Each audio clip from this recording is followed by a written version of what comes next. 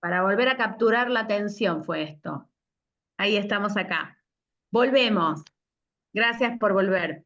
A ver, estábamos entonces analizando ciertos métodos didácticos probados por la evidencia pedagógico-didáctica que nos cuentan cómo sostener, por ejemplo, la atención. Y estábamos en este lugar.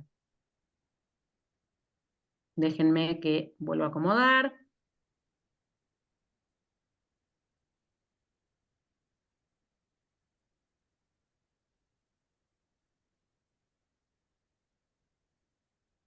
La invitación era a repensar mediante esa rutina de pensamiento que les estaba mostrando, la rutina de los signos cardinales, repensar lo que saben de gamificación, de aprendizaje basado en proyecto y de aula invertida, a la luz de estas preguntas. Preguntas bien abiertas que podríamos usar en el aula en cualquier grado y en cualquier nivel. A ver quién se anima a responder en el chat, o, por qué no, abriendo el micrófono, alguna de estas preguntas, ¿no? Por ejemplo, ¿qué necesito si quiero llevar adelante ABP con lo que conozco? ¿Qué sugiero para que funcione bien aula invertida? ¿Qué me entusiasma de trabajar con gamificación? A ver, me gustaría escucharlos un poco, a ver quién puede compartir algún tipo de hipótesis, opinión, en virtud a estos métodos de los que estoy hablando. ¿Qué podríamos decir? A ver, José, te escuchamos.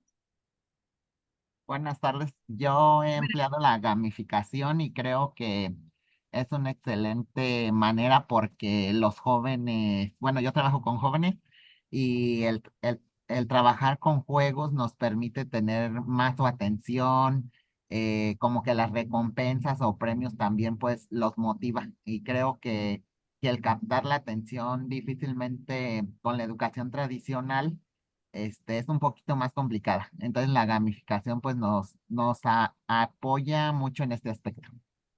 Excelente, muchas gracias, José. La gamificación funciona entonces. Para el ABP nos cuenta Noemí, necesito una problemática del contexto de los estudiantes que sea interesante descubrir una solución. Exactamente es lo primero que necesito, es ese reto, ¿no? Muy bien, muchas gracias, Noemí. A ver quién más comparte respondiendo a cualquiera de estas preguntas que a su vez les comparto este recurso efectivo para generar estas preguntas motivadoras, ¿no? Usando lo que se llama la rutina de pensamiento, puntos cardinales. A ver, algo más que surja, una opinión, algo que sugieras, algo que te entusiasme, algo que necesites para llevar adelante alguno de estos métodos didácticos.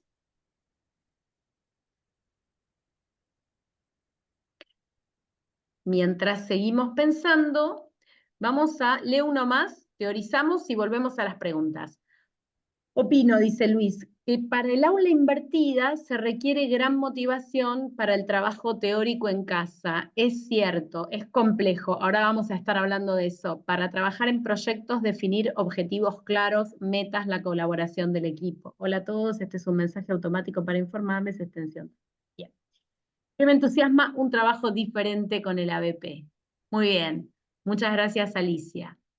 Avanza un poco más y volvemos acá. Vamos a teorizar un poquitito sobre estos métodos que seguramente habrán escuchado, perdón, y habrán utilizado en alguna oportunidad, pero me interesa volvernos a la mente porque han dado evidencia de capturar la atención por distintas cuestiones. Vamos a ver primero qué es el método de aula. El método de aula invertida es un método propuesto precisamente por dos docentes de físico-química, los profesores Berman y Sam, en Colorado, que unos años antes de la pandemia decidieron invertir sus aulas y vieron la efectividad de su método. ¿Qué quiere decir invertir sus aulas? En el aula tradicional, en el aula original, lo que ellos hacían es, durante el tiempo compartido con los estudiantes en la clase, se dedicaban a explicar las teorías, presentar las fórmulas químicas, teorizar y dar las explicaciones físico-químicas generales. Una vez que utilizaban ese tiempo en el aula presencial, ocurría que cuando les daban los ejercicios de aplicación de esas teorías que habían enseñado y que esas instrucciones que habían dado, Los estudiantes tenían que ir a hacer los ejercicios a sus casas porque el tiempo no alcanzaba. ¿Qué notaban con esto? Y lo que les daban de tarea para el hogar era la parte más sustancial del aprendizaje. Era ese aprendizaje puesto en práctica, era el hacer con lo que sé que los estudiantes tenían que hacer solos en su casa. Con lo cual, desde ese formato tradicional de aula, el rol del docente era simplemente exponer información, exponer teoría. Es por eso que deciden invertir el aula, dar la vuelta. Y a partir de dar vuelta los tiempos en el aula, se van a dar vuelta los roles del docente y del alumno.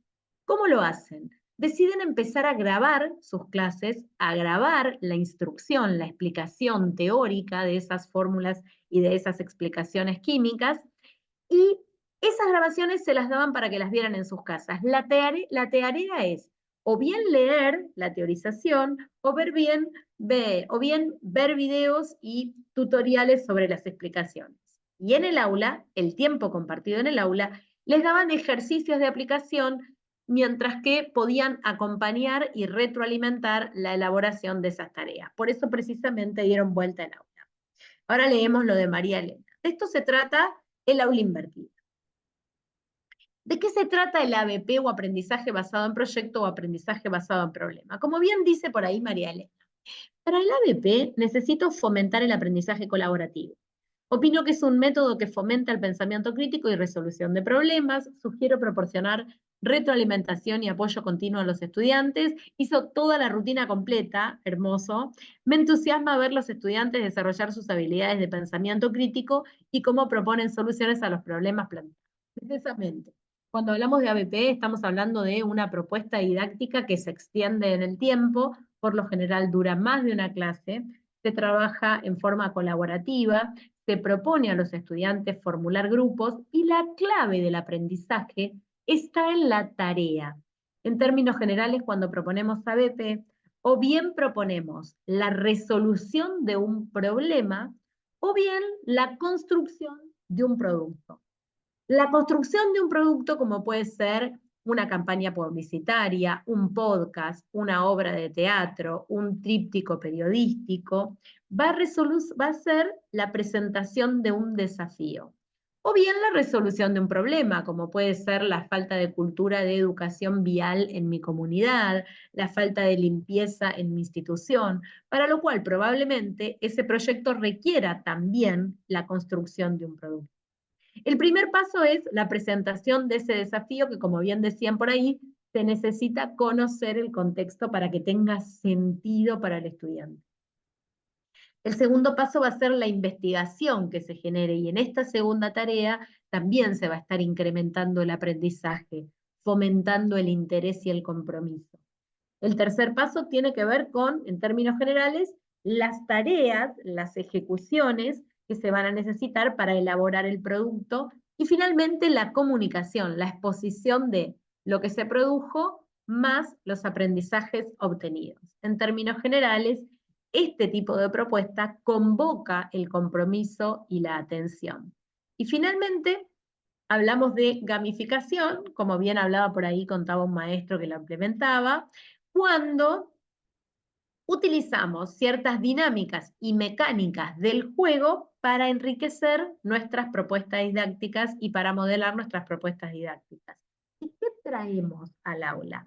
Traemos, por ejemplo, cierto contexto, cierta historia, la propuesta de pequeños retos o pequeñas realizaciones de metas que tienen que llevar a un desafío final, el otorgamiento de recompensas en función de distintos logros, una cartelería que vaya dando la ubicación de los distintos jugadores, es decir, un entorno lúdico general que va a ir propiciando la realización de ciertos retos, la efectivización de ciertas tareas que en sí mismo demanden la aplicación de alguna competencia de aprendizaje, como puede ser el pensamiento crítico, la resolución de problemas, en el marco de una competencia con formato de juego. Es por eso que la gamificación tiene todos estos elementos que necesitamos para fomentar la atención.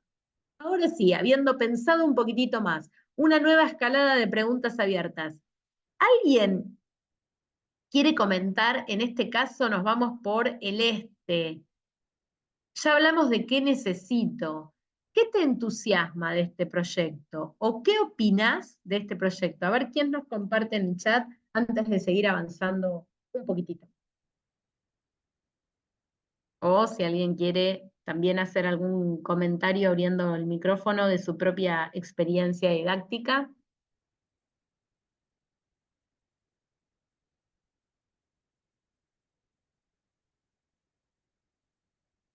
¿Estamos ya con esto? No quiero dejar a nadie con ganas de participar. Estamos entonces con 4 elementos ricos de la didáctica para fomentar la atención y que nos van a servir y nos van a ser muy efectivos en el próximo encuentro para fomentar también la memoria. Hablamos de ABP, hablamos de gamificación, hablamos de aula invertida e introdujimos el concepto que vamos a estar trabajando mucho más claramente la semana próxima de rutinas de pensamiento. Las rutinas de pensamiento, como esta que mostramos recién, la rutina puntos cardinales, son estrategias didácticas creadas a partir del proyecto Cero de Harvard en el marco del aprendizaje para la comprensión, que dio sobradas muestras de fomentar la conexión. Esta conexión que va a ser el tercer paso o la tercera dimensión del aprendizaje y de la que vamos a estar hablando en el próximo encuentro. Para poder fomentar atención y conexión, es fundamental prestar atención a las emociones de nuestros estudiantes. Cuando queremos generar instancias de aprendizaje, tenemos que ir intercalando, como dijimos, preguntas motivadoras, como dijimos, humor, como dijimos, juego, pero también convocar a la atención. Esta atención que se convoca vinculada con la emocionalidad. Un buen recurso que podemos llevar adelante mediado un proceso de aprendizaje a lo largo de una instancia compleja, quizás cuando estamos enseñando un contenido complejo, dificultoso, largo, podemos intercalar como recurso esto que les muestro acá. Esto que les muestro acá es lo que se va a llamar evaluación figuro-analógica. La evaluación figuro-analógica es un recurso didáctico generado por Angélica Sátiro. Les cuento información porque si quieren buscar, o bien pueden googlear evaluación figuro-analógica y les va a dar muchos modelos, si no me pueden pedir y también les comparto. ¿Qué es lo que hay en una evaluación figuro-analógica? Lo que vemos acá, vemos distintos elementos que forman parte todos de una misma especie, si es posible que tengan numerito u ubicación, y lo que hacemos es que les pedimos a nuestros estudiantes que nos cuenten, haciendo analogía con la imagen, con cuál de todas esas imágenes se sienten representados en el proceso de aprendizaje que vienen llevando. ¿Por qué? Porque eso involucra, porque eso genera participación y porque eso abre el paso a la metacognición. Vamos a estar hablando la semana próxima de metacognición. La metacognición es la capacidad de pensar en mi propio pensamiento. La metacognición es esa estrategia cognitivo-ejecutiva que hace que yo pueda monitorear mi proceso de aprendizaje. Es fundamental para el desarrollo de aprender a aprender. Cuando nuestros estudiantes pueden juzgar cómo se sienten, cómo aprendieron y qué aprendieron a lo largo de un proceso de aprendizaje, están capitalizando esta capacidad de pensar en el propio pensamiento o metacognición. La evaluación figuro-analógica, como esta, es un recurso interesante para recapturar la atención y promover instancias metacognitivas. Y como ya estamos dando los últimos pasos en este primer webinar, invito a hacer una primera evaluación figuro-analógica. ¿Cómo cuál? De todos estos gatitos te sientes en este momento, cómo te dejó todo este primer proceso de escucha y participación, cuál es la emoción que te genera, con cuál de todos estos gatitos te sientes identificado y por qué. A ver, con el 7, dicen todos, les tenemos que pedir a nuestros estudiantes que pongan en palabras. Este es un ejercicio para poner en palabras aquello que a veces es difícil. Entonces hay que poner qué numerito y por qué, ¿no? 7 y 2, a ver, quiero ver el 2 que lo tengo tapado. El 7, bueno, está contento. El 2, quiero que me cuenten por qué el 2. A ver, ¿qué pasó? Me encantó ahí. El 7 entusiasmado. El 2, a ver, ¿por qué ese 2? Es como que estamos ya cansados, tapados, es un montón. Me gustó. 7 porque aprendí cosas interesantes, por ejemplo, rutinas de pensamiento. No las había escuchado y me parecen muy dinámicas. Noemí, si te gustó lo de rutinas de pensamiento, te invito a la semana próxima. Vamos a estar profundizando porque son ideales como estrategia para la conexión y la memoria. Y están probadas por la evidencia. Son muy ricas y las vamos a trabajar. Atento, muy bien, el número 2. Entusiasmada por seguir aprendiendo del tema. El 7 porque me entusiasma y me genera alegría. El 2, hay mucho por seguir aprendiendo.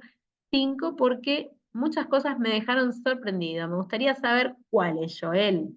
Bien, muy bien, muy interesante. 1 y 3 a esta hora es cansado. Sí, definitivamente les cuento que en Argentina son 11:30 de la noche. Ustedes saben que tenemos 3 horas de diferencia. Muy agradecido.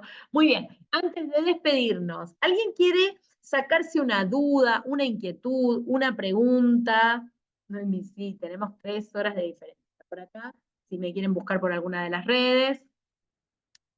Antes de despedirnos y empezar a conversar de lo que se viene en el próximo encuentro. Sorprendida de grandes conocimientos, me alegro, Ara. ¿Alguien quiere hacer una pregunta, un comentario, algún tipo de aporte, participación, algo que les haya dejado una inquietud y quisieran seguir ahondando?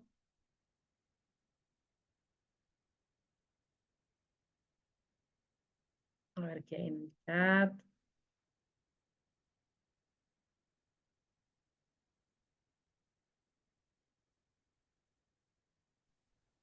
Sí, me gustaría agradecerle los técnicas que nos ha compartido hoy, porque en lo particular yo trabajo en una universidad tecnológica. Entonces, ahorita con la centralización que están haciendo de que solamente va a haber un solo camino entre politécnicas y tecnológicas, en la nueva escuela mexicana nos piden muchas actividades como de este tipo. Y a mí, por lo Ujú. menos en lo particular, me está reforzando cómo puedo implementar lo que nos pide la nueva escuela mexicana con esas actividades. Muchas gracias. Bueno, muchas gracias, Juan Manuel. Espero que les sirva. Sí, sí, estoy trabajando hace bastante con maestros mexicanos desde el CUT y desde otra universidad, y está completamente vinculado todo lo que piden y también todo lo que hace al aprendizaje competencial, ¿no? Aunque la nueva escuela mexicana no describa exactamente como aprendizaje competencial, la vinculación de trabajos por ABP. Vamos a estar viendo algo de eso la semana próxima, pero no es el centro de la presentación de la semana que viene, pero sí rutinas de pensamiento y retroalimentaciones les va a servir. Bueno. Bien, si no hay preguntas, está muy interesante el tema y creo de gran apoyo motivar y mantener atención, alumnos, el conocer nuevas tecnologías. Muchas gracias, Alicia, siempre tan cálidos. Bueno, dejamos entonces nuestro encuentro de hoy. Nos vamos a encontrar el viernes próximo. Si alguien quisiera más material sobre alguno de estos temas, puede solicitarlos, ya sea en el grupo, como les dije. Les propongo entonces empezar a pensar alguna de estas cosas para buscar en redes. 1, evaluación figura analógica. 2, rutinas de pensamiento. Igual estos 2 contenidos los vamos a estar viendo la semana próxima, y también las estrategias para capturar la atención mediante preguntas relevantes. Dicho todo esto, entonces, nos empezamos a despedir y nos vemos la semana próxima. Muchas gracias, que tengan una linda tarde y a descansar. Nos vemos pronto. Hasta pronto. Nos vemos el viernes. Muchas gracias. Queda grabado también si se perdieron algo de todo esto. Muchas gracias. Gracias. Hasta luego, un gusto. Prestaron atención 1 hora y media, un montonazo. Gracias, Sara. Buenas noches.